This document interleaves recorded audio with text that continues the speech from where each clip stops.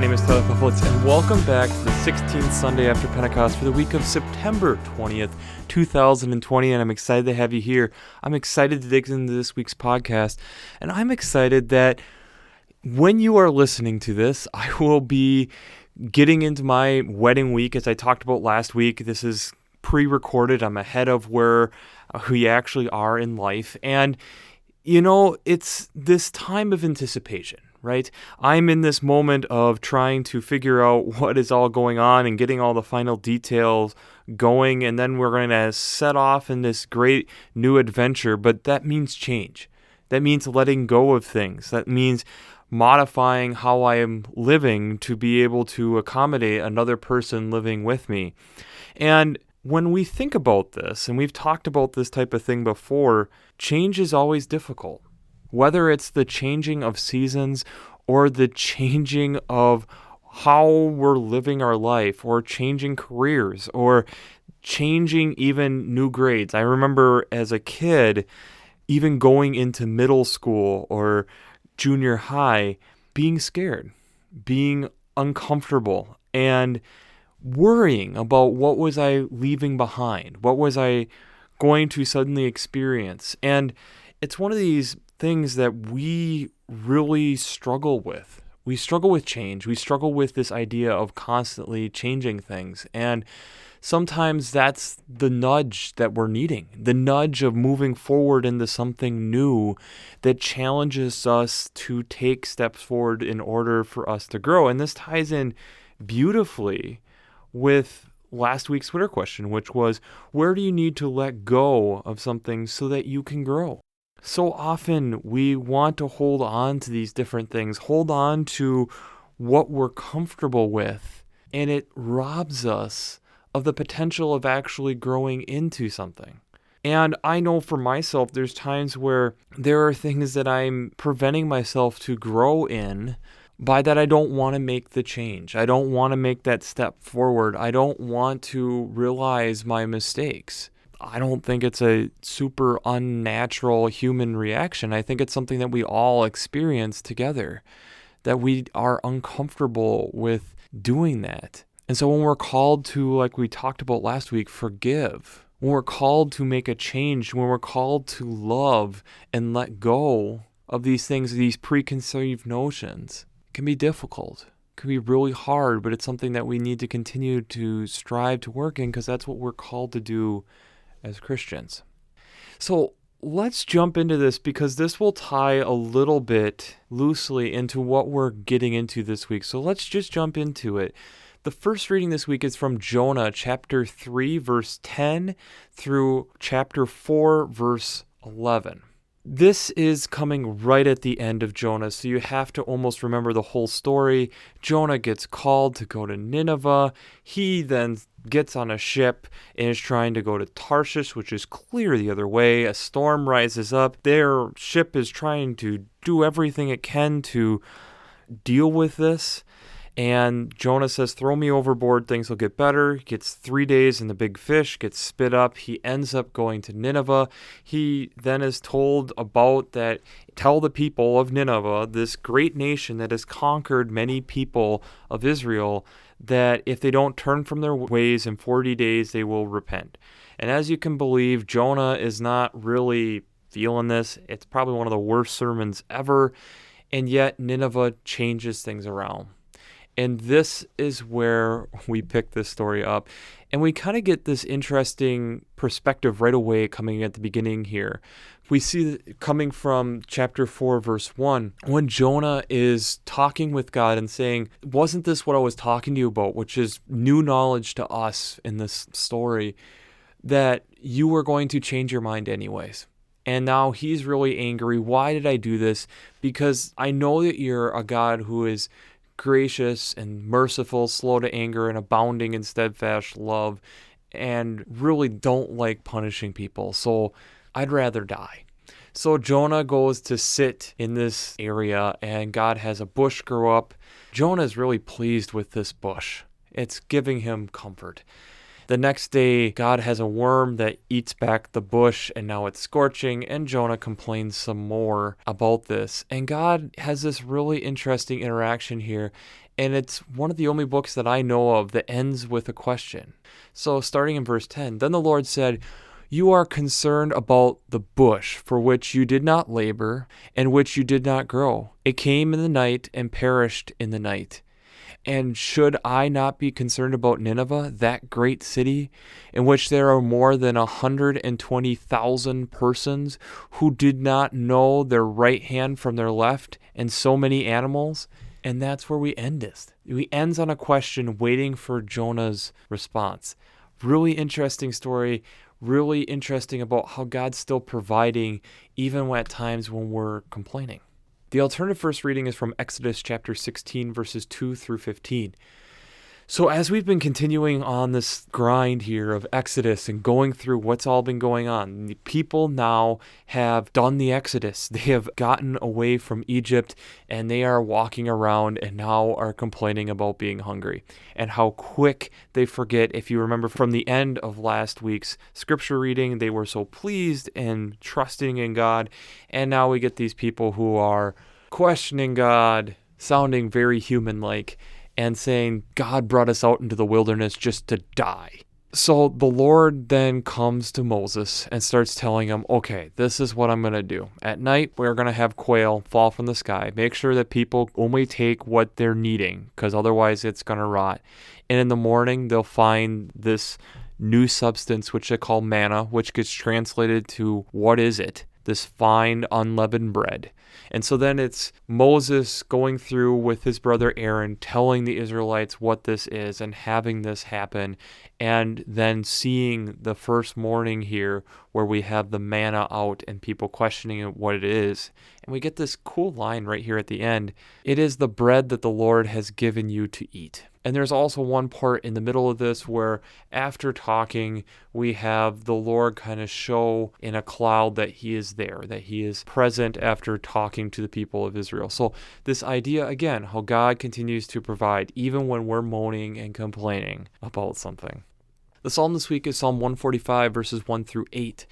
This is definitely a song of praise. This is totally going through this and just the psalmist recognizing how amazing God is, and that the more I meditate on it, the more I'm realizing how wonderful these things are.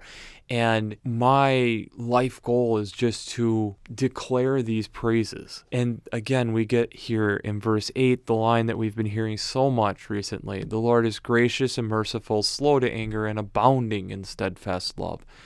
So this idea of how God continues to provide even when we are begrudging it. The second reading is from Philippians chapter 1, verses 21 through 30. And now we're getting into a short series here in Philippians. So we're still in this introductory part of this letter from Paul, and going into when we are living in the way that Christ is wanting us to live and living in the spirit that Christ gave us, there is a joy, there is this energy that comes from it, and that we're realizing what we're doing and how it continues to move us toward what Christ is wanting us to do, that we are moving toward that goal as we are providing these fundamental pieces, as we are working toward that, as we are moving in what Christ is moving us toward, and that we become more like what Christ is wanting us to be, even though our own flesh at times wants something else. The gospel text this week is out of Matthew chapter 20, verses 1 through 16. This is such a great parable, and in so many ways it's also really difficult. So we have this landowner who goes out early in the morning and hires laborers to help his vineyard. And again at 9 o'clock, he goes and finds some more. He continues this at noon and at 3 o'clock. And at 5 o'clock, an hour before the end of the day, he goes and finds these people and saying, "Why are you still standing here?" And they say, "Well, no one hired us." So he hires them to go into the vineyard for the last hour of the day. And so when he calls the people to come and get paid, he starts with the people who were hired at 5 o'clock. And they received a full daily wage. And as they get closer to the ones who were hired first, they were assuming they were going to get a raise, and they don't. They then kind of question this landowner of, why are you doing this? And his comment is, well, didn't we agree upon a daily wage? And why are you essentially belittling me that I wanted to be generous to these other people and that you are now envious of what happened? And we get this line that we've heard so many times, so the last will be first and the first will be last, coming from verse 16. So, before we jump into how faith and science come together in this text, we have to do our shameless plug. Working Preacher. If you haven't checked out Working Preacher, I'd highly recommend it. Between their Sermon Brainwaves podcast, their commentaries, their discussions, and one of the things that I really appreciate about Working Preacher, especially as I'm working ahead, is the archive that they have. So, for instance, right now, I'm able to look back because they don't have their Working Preacher podcast for 2020 out. I can go back to the last cycle, which is 2017, and listen to what they had to say on these same texts. Because they have such an archive, and not only of their Working Preacher podcast, of multiple different seminary professors in that, but also the commentaries from so many different people and the discussions. Since I'm not an ordained minister, I use them on a weekly basis to help bring you this podcast. So if you haven't checked out Working Preacher, I'd highly recommend it.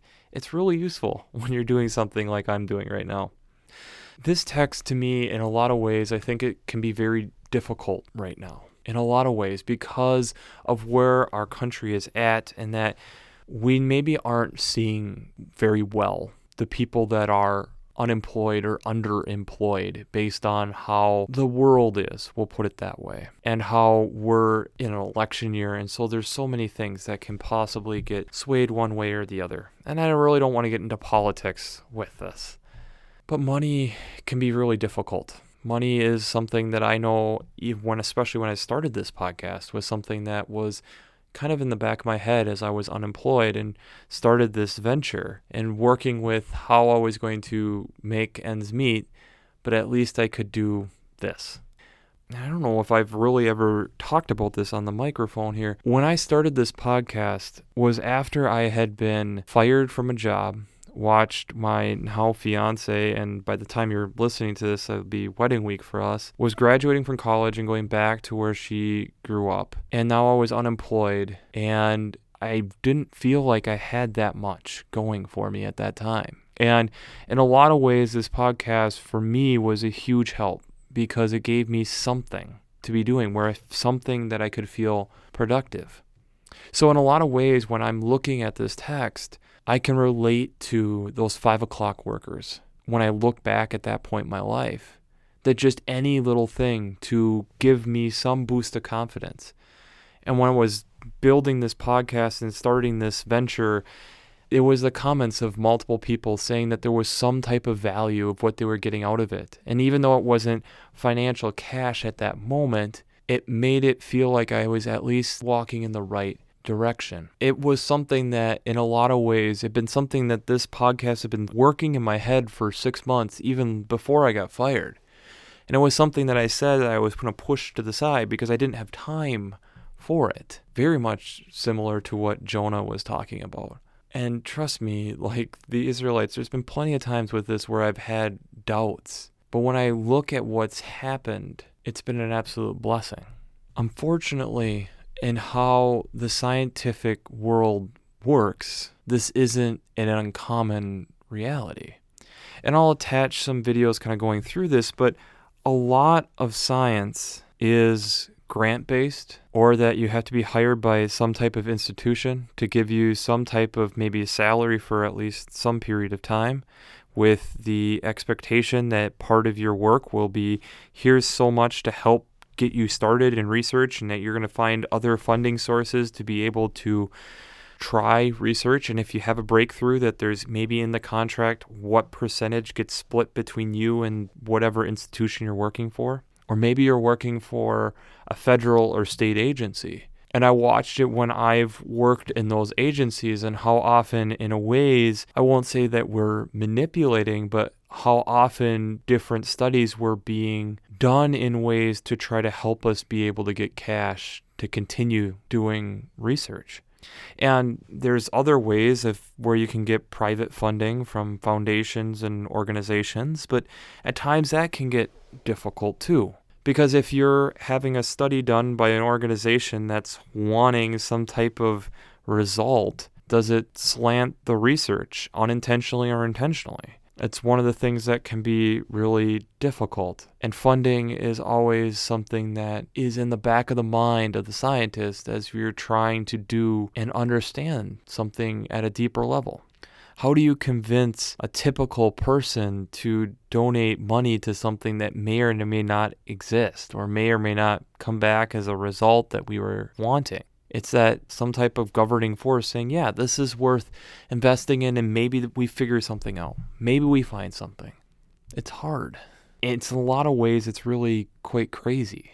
Because in a lot of ways, you have to be dependent on others. Be it that you have to be dependent on being a good grant writer, but then also dependent on who's ever reading that grant to give you a chance to get you to maybe a final round to get funding. There's a lot of faith in, if that doesn't work, where am I turning to next? Do I have enough saved up? A lot of the other scientists that I've met along my life's journey, and how many figure out some type of side hustle along with their work. And in a lot of ways that you have to almost carve out your niche and have to become so good at what you're doing that you are the person that they need to come to, or one of the top people that you need to come to do this type of work. And sometimes it's that there's work that people want done, but you can't find the people to do it. That's a whole nother issue, and I've seen that in science too, where the money is literally set aside, but it's finding the right trained, qualified people to be able to do it is a whole nother story. And it's weird when you're in science like this, because again, when you're getting funding from grants, you'll have some people that salary is included in the grant. And then there's other grants that how they're written up or how the scientist chooses to do it because they have some other type of financial backing, that the whole thing is then going to the research. It's a hard life. It's very similar in a lot of ways to the laborers who are sitting there and hoping that someone is generous to them, gives them a chance, gives them an opportunity to show what they can do. But in that same breath, when that opportunity comes, it's really hard for us to be able to be in a spot where we complain after the work is done. Complain that, well, I worked longer than this other person. And here we are getting that God isn't comparing us that way. And a lot of times I've looked at this type of passage and I've thought about it as faith. There's some of us who come to the faith early on in life and some who come in right before the stroke of midnight. But we're all looked at the same. Sometimes when we're looking at like the Jonah text here on how we are called to do something difficult, we are called that we need to figure out how we're going to fund our research. And we have to suddenly figure out how to become a good grant writer. I'm not going to say that in my undergrad work that we talked about grant writing and how to support yourself in the scientific field. That wasn't exactly a class that I took, but that's part of the survival. And so there's going to be times when you're arguing with God or arguing with, why does it have to be this way? Why can't I just have something that's easier? The Israelites in the alternative first reading in Exodus, I bet, are thinking the exact same thing. Why does it have to be this way? Why do we have to wander around the desert with these couple leaders and we're trying to follow God? And yeah, he delivered us from the Egyptians, but now we're walking around the desert. Like, what are we doing? But it's when we do it, when we go through the process of actually acknowledging and understanding what God is doing in our lives, and we do what God is calling us to do, that we start getting this joy, this life of what God is doing in us. And then we stir and we're able to proclaim the gospel in different ways. We're able to see Christ working in us and say that it's not me, but it's Christ in me. And that you're giving praise to God for what all he is doing, all the abundance and ways that he continues to provide in these tough times. When I think about this in a lot of ways to science, and then when you think about it even just in general in life, it's not easy. One of the reasons that now I'm working in the church and still have this deep passion for science was when I was in the scientific group, to me, it wasn't even the funding that I was running into because of where I was at that time. It was what other sacrifices was I going to have to make. For me, one of the big ones was when I was working with coworkers and realizing how many of them were either divorced and or single, and how I wanted to raise a family at some point. And is there scientific fields where I can do that and still have a family? Yes. But when I wanted to be a fieldwork biologist, I realized that there would possibly be a very high sacrifice, not only that I would have to take on, but my future spouse would have to take on, and our future kids would have to take on, that at this point in my life, I had to walk away from that to pursue another way of life. And I'm happy with where I've ended up. But there's always weird things, just like with any business structure. There were a lot of hard decisions that had to come from that. When I look at this text and look at people calling out these laborers and calling out a landowner for being generous, wanting to make sure for a day that these people were taken care of, provided for, that for one day they didn't have to think about it. And it was a surprise at the end of the day. That's a lot like science, where you secure the funding, you do the research, and maybe you have a huge breakthrough. And maybe the breakthrough leads to you being in more demand. It leads to maybe some type of royalty or something where you get some recognition, where there is a little bit of some type of continued general income.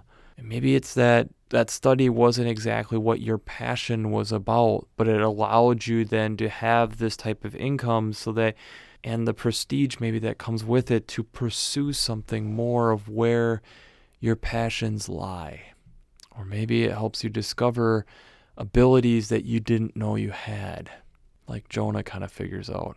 It's amazing how when you think about this, how there are people and places that are willing to do that and support in times when people really need that. One of the links I'll attach down below is this thing called the Pledge, which takes some of the richest people on the face of the planet who've agreed that they're donating a significant part of their income upon dying to whatever causes that they want, and that they've agreed that in at least a certain amount.